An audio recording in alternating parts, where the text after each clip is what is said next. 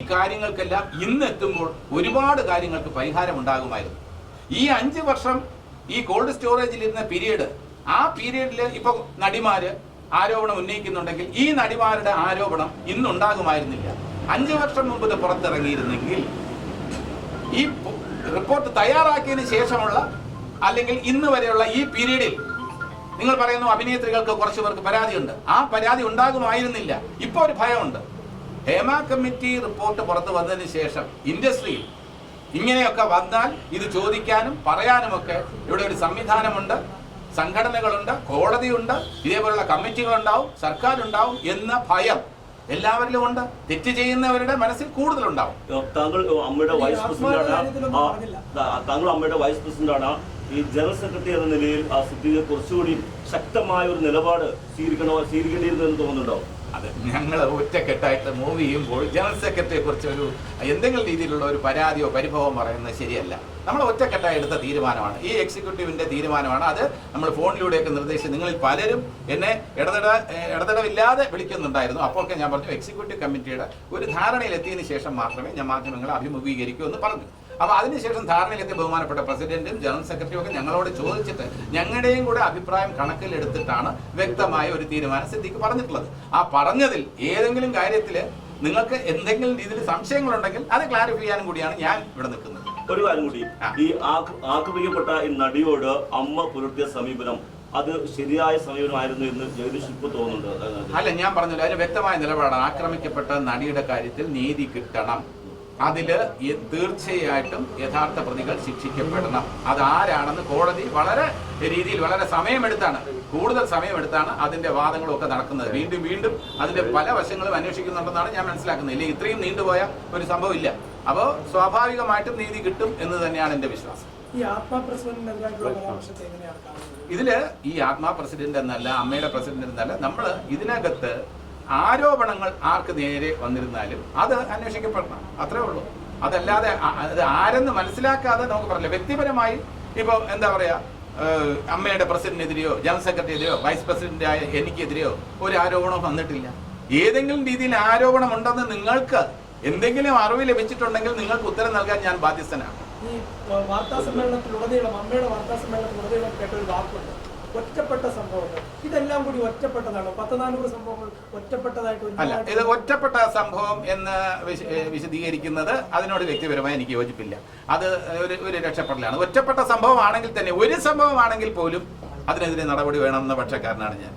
ഈ സാധാരണ രാഷ്ട്രീയത്തിൽ എന്ത് നടക്കുമ്പോഴും, ഒരു അക്രമം നടക്കുമ്പോൾ ഭരണപക്ഷം പറയും അത് ഒറ്റപ്പെട്ട സംഭവമാണെന്ന്, പ്രതിപക്ഷം പറയും ഒറ്റപ്പെട്ട സംഭവമല്ല, അത് ഇന്ന രീതിയിലാണെന്ന്. അത് മാറി മാറി വരുന്ന രാഷ്ട്രീയം, ആ രാഷ്ട്രീയം ഇതിനകത്തില്ല. ഇതിനകത്ത് ഒറ്റപ്പെട്ട സംഭവമാണെങ്കിലും അത് 50 പേർക്ക് പരാതി ഉള്ളെങ്കിലും 70 പേർക്ക് പരാതി ഉള്ളെങ്കിലും 5 പേർക്ക് മാത്രമേ പരാതി ഉള്ളൂവെങ്കിൽ പോലും അത് അന്വേഷിക്കപ്പെടേണ്ടതാണ്.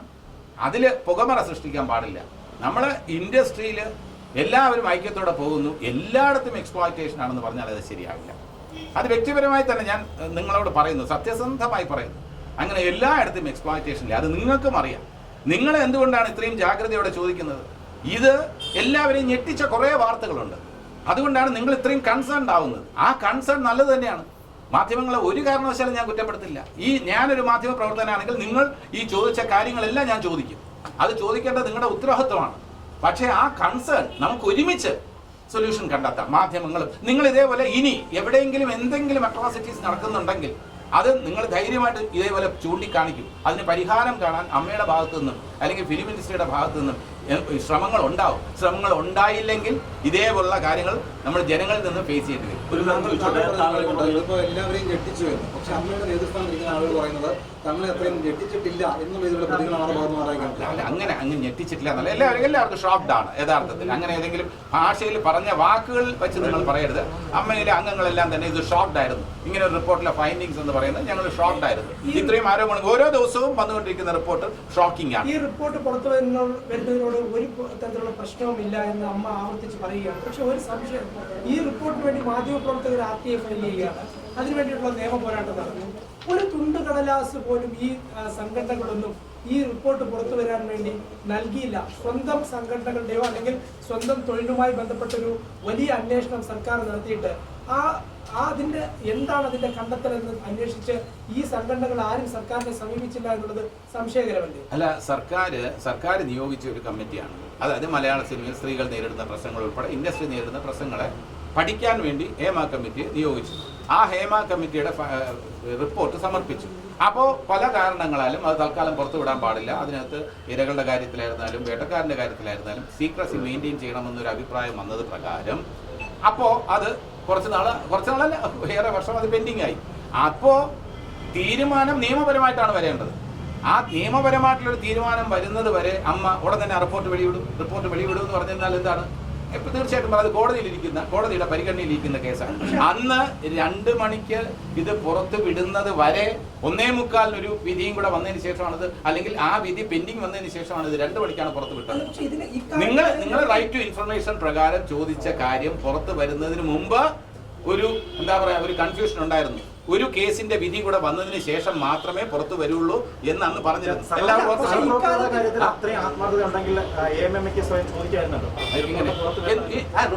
കോടതിയുടെ പരിഗണനയിൽ ഇരിക്കുന്ന ഒരു കേസാണ്. തീർച്ചയായിട്ടും നമുക്ക് കൺസേൺ ഉണ്ട്. ഈ കൺസേൺ ഉള്ളപ്പോൾ പോലും ഇത് അമ്മയിലെ അംഗങ്ങൾക്കോ അല്ലെങ്കിൽ പ്രൊഡ്യൂസേഴ്സ് അസോസിയേഷനിലെയോ അല്ലെങ്കിൽ ഫെഫ്കയിലെയോ അംഗങ്ങൾക്കെതിരെ ഇത്രയും സ്റ്റേറ്റ്മെന്റ് ഉണ്ടെന്ന് നമുക്ക് എങ്ങനെ അറിയാൻ പറ്റും? അല്ല, പക്ഷേ ഇത് മെച്ചപ്പെട്ട അവസ്ഥയ്ക്ക് വേണ്ടി അട്രോസിറ്റീസ് ഇത്രയും ഉണ്ടെന്നുള്ള കാര്യം നമുക്കറിയില്ല.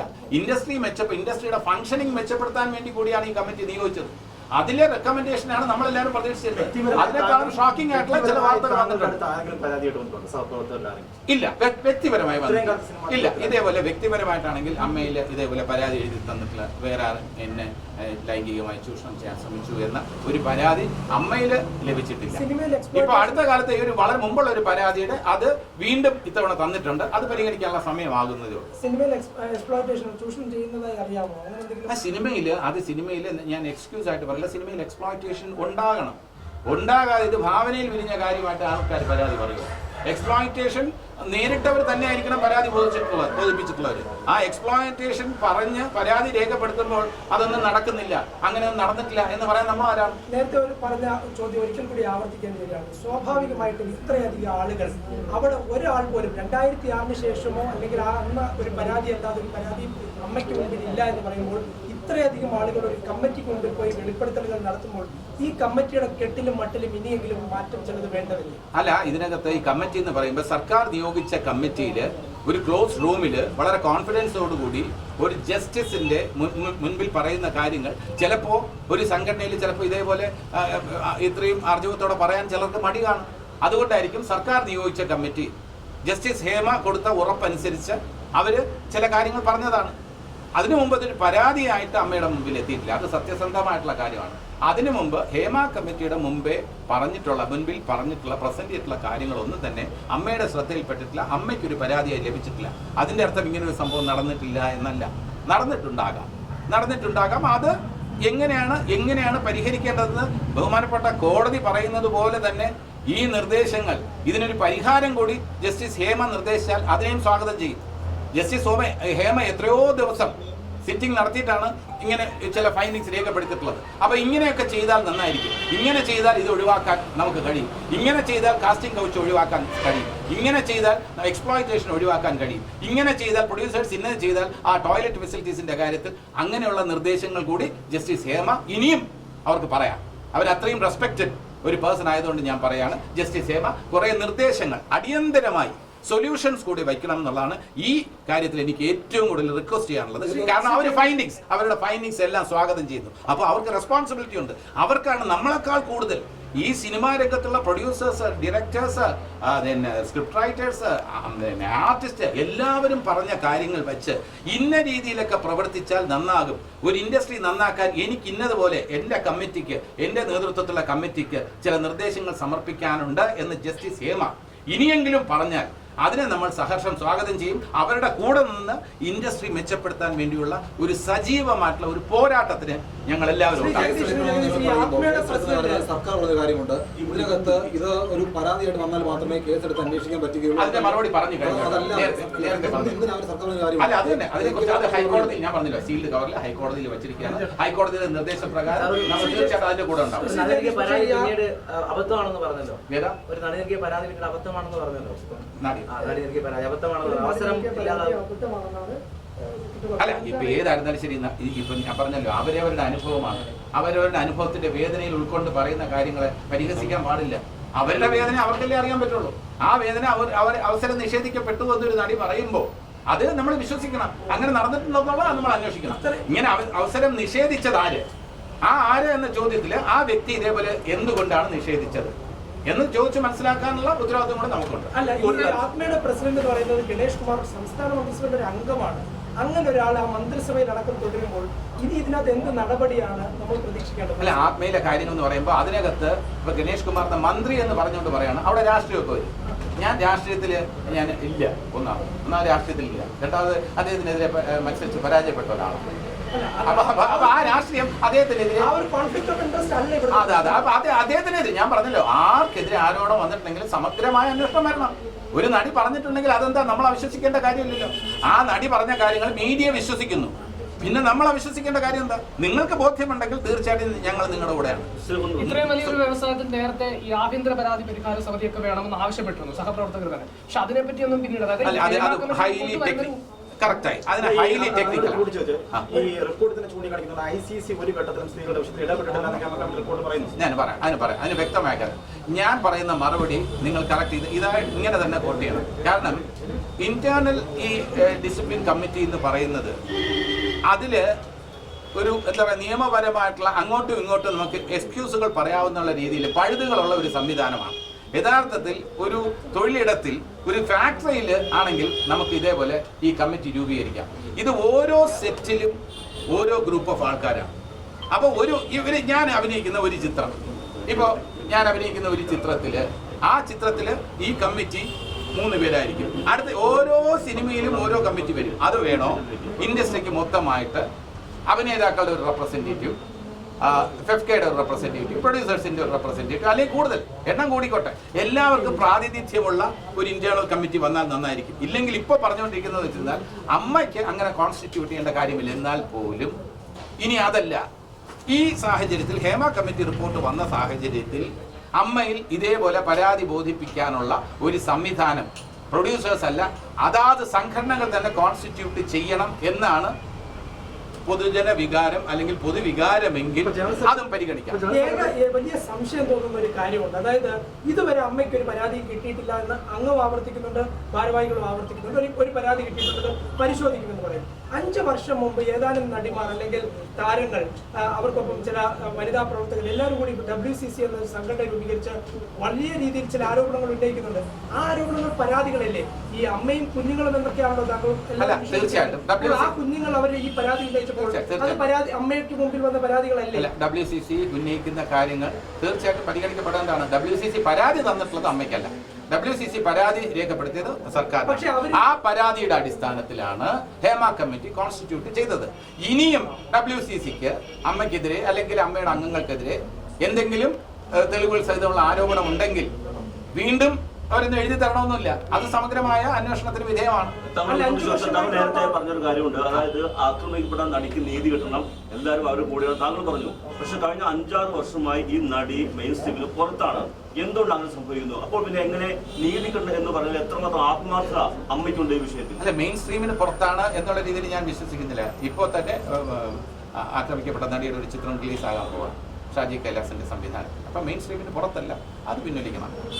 വളരെ ഒരു വലിയ പ്രോജക്റ്റ് തന്നെ ആക്രമിക്കപ്പെട്ട നായികയായിട്ട് വരുന്നുണ്ട്. അപ്പം അങ്ങനെ മെയിൻ സ്ട്രീമിൽ നിന്ന് ആരെങ്കിലും ഒഴിവാക്കി എന്ന് തോന്നുന്നുണ്ടെങ്കിൽ, ആ തോന്നുന്നു എന്ന് പറയുമ്പോൾ അതിനെ ചോദ്യം ചെയ്യാൻ എനിക്ക് അവകാശമില്ല. പക്ഷേ അതിൽ ഈ കാസ്റ്റിംഗ് എന്നൊക്കെ പറയുന്നത് സാധാരണഗതിയിൽ സംവിധായകരും നിർമ്മാതാക്കളും ഒക്കെയാണ്. അല്ലാതെ ഈ നടന്മാരെല്ലാവരും ഇന്നാര് വേണം എന്നൊക്കെ പറയുന്നത് ആരെങ്കിലും പറയുമ്പോൾ അവരുടെ വാക്കുകൾ നമുക്ക് കേൾക്കാമെന്നുള്ളതിൽ കഴിഞ്ഞ് പൊതുവെ അതിനെ ഒരു പൊതുവൽക്കരണം, ഒരു ജനറലൈസേഷൻ നടത്തുന്നത് ശരിയല്ല. എന്നെ വിളിക്കുന്നത് ഒരു പ്രോജക്റ്റ് ഓണായി, അതിലെ സംവിധായകനും തിരക്കഥാകൃത്തും സംവിധായകനും കൂടി ഇരുന്ന് പ്രിലിമിനറി മീറ്റിംഗിൽ അവർ ഇന്ന റോൾ ആര് ചെയ്താൽ നന്നായിരിക്കും ചോദ്യം ഉയർന്നതിന് ശേഷം അത് ജഗദീഷ് ചെയ്താൽ നന്നാവുന്നുണ്ടെങ്കിൽ എന്നെ വിളിക്കും. അപ്പോൾ ഞാൻ പോകും. അതിന് മുമ്പുള്ള ഒരു ഡിസിഷനോ ഗൂഢാലോചനയോ പവർ കമ്മിറ്റിയോ അല്ലെങ്കിൽ പവർ ഗ്രൂപ്പോ അങ്ങനെയൊന്നും ഉണ്ട്. ഈ വൈകിയ വേളയിൽ WCCയുടെ പരാതികൾ പരിശോധിക്കും. WCC ഉന്നയിച്ചിട്ടുള്ള കാര്യങ്ങളൊക്കെ തന്നെ ന്യായമായിട്ടുള്ള കാര്യങ്ങളാണ്. അവർ പറയുന്ന കാര്യങ്ങൾ. ഇപ്പൊ WCC നമ്മുടെ ശത്രുക്കളൊന്നും അല്ല. WCC ഇപ്പൊ ഞാൻ പറഞ്ഞ അമ്മ ഈ വനിതകളുടെ കാര്യത്തിൽ അമ്മ പുലർത്തുന്ന സമീപനം കുറച്ചുകൂടെ സ്ട്രോങ് ആക്കാൻ വേണ്ടിയാണ് WCC ഫോം ആയത്. അപ്പൊ ആ ഉദ്ദേശ ലക്ഷ്യങ്ങൾക്ക് വേണ്ടി അവർ പ്രയത്നിക്കുമ്പോൾ അമ്മയും അവരുടെ കൂടെ ചേർന്ന് തന്നെ പ്രവർത്തിക്കാം. സർക്കാരിനെ നമുക്ക് സമീപിക്കാം. WCCയും അമ്മയും കൂടെ സംയുക്തമായിട്ട് സമീപിച്ച് നമുക്ക് പല കാര്യങ്ങൾക്കും പുറത്തു പോയത്. ന്യായം കിട്ടാത്തതുകൊണ്ടല്ലേ അവർ പുറത്തു പോയത്? അല്ല, ന്യായം അമ്മയിൽ ന്യായം കിട്ടാഞ്ഞിട്ടല്ല അത് ഫോം ആയത്. അമ്മയിൽ ന്യായം കിട്ടാഞ്ഞിട്ടല്ല. പൊതുവെ സ്ത്രീകളോടുള്ള ആ സമീപനത്തിലുള്ള മാറ്റം വരണമെന്ന് പറഞ്ഞ് അവർക്ക് വേണ്ടി ഫോം ചെയ്താണ്. അല്ല, അമ്മയോടുള്ള വിയോജിപ്പ് അമ്മ പിളർന്നല്ല WCC. ഇല്ല, അത് തെറ്റാണ്. അമ്മ പിളർന്നല്ല. അവര് രാജിവെച്ചായിരിക്കാം. പക്ഷെ അത് പിളർന്ന് ഇതേപോലെ രാജിവെച്ചു. അതെ, രാജിവെച്ചു. അഭിപ്രായ വ്യത്യാസത്തോടെ രാജിവെച്ചു. അത് പ്രവർത്തന ശൈലിയോടുള്ള അവരുടെ ഏതെങ്കിലും തരത്തിലുള്ള വിയോജിപ്പ്. ആ വിയോജിപ്പ് അവർ തുടരുന്നുണ്ടോ എന്നുള്ളത് ഇനിയും നമുക്ക് തീരുമാനിക്കാം. ഇനി നമുക്ക് അവർക്ക് ഏതൊക്കെ സാഹചര്യത്തിലാണ് വിയോജിപ്പിന്റെ ആ മേഖലയൊക്കെ ആ അതിർ വരമ്പുകളൊക്കെ ഇല്ലാതായിക്കൊണ്ടിരിക്കുകയാണ്. ഇപ്പൊ നമ്മൾ ഹേമ കമ്മിറ്റിയുടെ കാര്യത്തിലൂടെയെങ്കിലും നമുക്ക് എല്ലാവർക്കും കുറേയധികം പേജുകൾ ഒഴിവാക്കിയാണ് വന്നേക്കുന്നത്. ആ പേജുകൾ കൂടി പുറത്തു വിടണമെന്നാണ് പറയുന്നത്. അല്ല, അത് പറഞ്ഞല്ലോ. അത് തീർച്ചയായിട്ടും ഹൈക്കോടതിയുടെ പരിഗണനയിലാണ്. പുറത്തു വിടുന്നതാണ് നല്ലത്. അത് ഹൈക്കോടതിയും കൂടെ തീരുമാനം പറയാം. ഹൈപ്പവർ കമ്മിറ്റി എന്ന് പറഞ്ഞാൽ ഇതുമായി യാതൊരു ബന്ധമുള്ള കാര്യമല്ല. ഹൈപ്പവർ കമ്മിറ്റി എന്ന് പറഞ്ഞാൽ ഇൻഡസ്ട്രിയുടെ അന്നത്തെ കാലത്തിന് പൊതുവായിട്ടുള്ള വിഷയങ്ങൾ എന്ന് പറഞ്ഞാൽ റെമ്യൂണറേഷൻ, പിന്നെ ഡിസ്ട്രിബ്യൂട്ടർ പ്രൊഡ്യൂസേഴ്സും തമ്മിലുള്ള ഷെയറിന്റെ വിഷയങ്ങൾ, ആർട്ടിസ്റ്റിന്റെ റെമ്യൂണറേഷൻ പറഞ്ഞിട്ട് കിട്ടാതാവുമ്പോൾ ഉള്ള പ്രശ്നങ്ങൾ, അത്തരത്തിലുള്ള പ്രശ്നങ്ങൾ ഇൻഡസ്ട്രിയുടെ കോമൺ ആയിട്ടുള്ള പ്രശ്നങ്ങൾക്ക് വേണ്ടിയായിരുന്നു. അന്ന് ഇത്തരം പ്രശ്നങ്ങൾ ഒന്നുമില്ലായിരുന്നു യഥാർത്ഥത്തിൽ, അല്ലെങ്കിൽ അറിവില്ലായിരുന്നു. അന്ന് ഇത്തരം പ്രശ്നങ്ങൾ സോൾവ് ചെയ്യാൻ വേണ്ടി ഉണ്ടാക്കിയതല്ല ഹൈപ്പവർ കമ്മിറ്റി.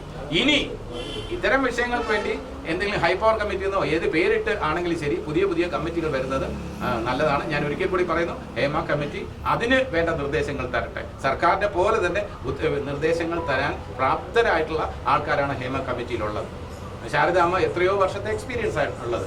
അപ്പോൾ അവർക്ക് കുറെ സൊല്യൂഷൻസ് കൂടെ. നമുക്ക് പ്രശ്നങ്ങൾ എല്ലാവർക്കും ചൂണ്ടിക്കാണിക്കാം. ആ പ്രശ്നങ്ങളിൽ നിന്ന് നമ്മൾ ഒളിച്ചോടാൻ പാടില്ല. പക്ഷേ പ്രശ്നങ്ങൾ ചൂണ്ടിക്കാണിക്കുമ്പോൾ മാധ്യമങ്ങൾ ചർച്ച ചെയ്യുന്നു. ഇത്രയും ദിവസമായിട്ട് ചർച്ച ചെയ്യുന്നു. ഏറ്റവും സ്വാഗതാർഹമായിട്ടുള്ള കാര്യമാണ്. അതെന്തിനാ ചർച്ച ചെയ്യുന്നത്? വേറെ വിഷയങ്ങളില്ലേ എന്നൊക്കെ ചോദിച്ചാൽ ഇത് ഡിബേറ്റ് ചെയ്തൂടെ എന്ന് ചോദിക്കുന്നവരുണ്ട്. എനിക്ക് അതിനോട് യോജിപ്പില്ല. ഇത് കറന്റ് ഇഷ്യൂ ആണ്, റിലവന്റ് ഇഷ്യൂ ആണ്. പക്ഷേ ഇത് ചർച്ച ചെയ്യുമ്പോൾ സൊല്യൂഷൻസിന്റെ കാര്യത്തിൽ കുറച്ചുപേരൂടെ സജീവമായി പങ്കെടുക്കണം. എന്ത് ചെയ്താൽ സർക്കാർ പറഞ്ഞൊരു കാര്യമുണ്ട്. അതായത് കോൺഗ്രസ് വിളിച്ചുകൊണ്ട് ചർച്ച എന്ന് പറയുന്നുണ്ട്. ഇപ്പൊ WCC പറയുന്നൊരു കാര്യം, ഇരകളെയും വേട്ടക്കാരെയും ഒരുമിച്ചിട്ട് കോൺഗ്രസ് നടത്തിയാണോ ഒരു ക്രിമിനൽ കേസ് നിങ്ങൾ പരിഹരിക്കേണ്ടത്? അത് സർക്കാർ ഇരട്ടത്താപ്പാണ്, സർക്കാർ ഉദ്ദേശശുദ്ധി ശരിയല്ല എന്നാണ് പറയുന്നത്. താങ്കൾക്ക് ഈ കോൺഗ്രസ് എന്താണ് ചോദിച്ചത്? അല്ല, അവിടം തൊട്ട് തന്നെ നമുക്കൊരു സമന്വയത്തിന്റെ പാത തുടങ്ങാം.